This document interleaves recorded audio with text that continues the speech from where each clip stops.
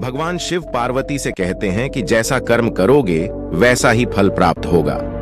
ये कहावत हम सब ने बहुत बार अपने जीवन में सुनी होगी, लेकिन क्या सच में आप दिल से मानते हैं कि अच्छे कर्मों का फल अच्छा ही होता है?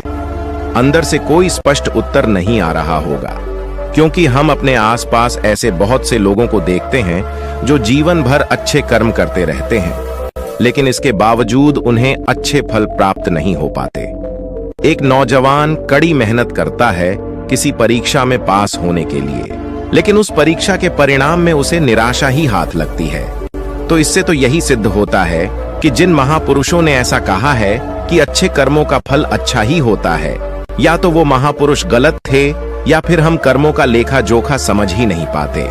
पर चिंता मत करिए, क्योंकि आज की कहानी सुनने के बाद कर्मों के बारे में आपकी सोच, आपकी दृष्टि एकदम स्पष्ट हो जाएगी। कहानी को आखिर तक जरूर सुने, तभी आप अच्छी तरह समझ पाओगे। पुराने समय की बात है, किसी गांव में राकेश और भोला नाम के दो भाई रहते थे। पूरा गांव जानता था कि वो कहने को भाई थे, लेकिन भाई जैसा प्रेम उन दोनों में नहीं था।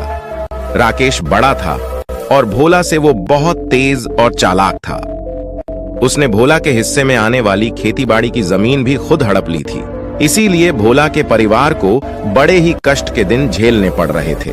भोला की पत्नी अक्सर बीमार रहा करती थी और उसके पास उसके इलाज तक के पैसे नहीं थे।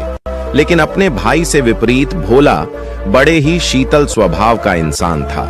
वो कभी किसी के साथ बुरा नहीं करता था, लेकिन उसके मन में अक्सर ये सवाल उठा करता था कि मैं किसी का बुरा नहीं करता, किसी के बारे में बुरा सोचता तक नहीं हूं, तो मेरे साथ ऐसा क्यों होता है?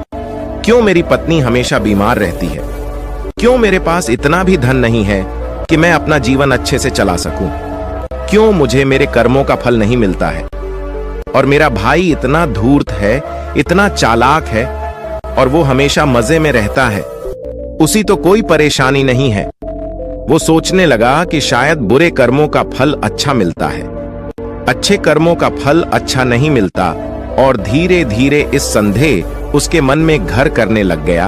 उसी गांव से कुछ दूर एक सन्यासी अपनी कुटिया बनाकर रहा करता था। जब भी वो सन्यासी गांव में भिक्षा मांगने के लिए आता, तो सबसे एक ही बात कहता कि जो तूने किया वो तेरे हिस्से, और जो मैंने किया वो मेरे हिस्से। भोला इस बात का अर्थ कभी समझ नहीं पाया।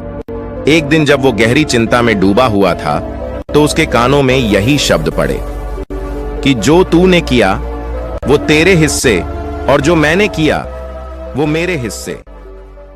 जैसे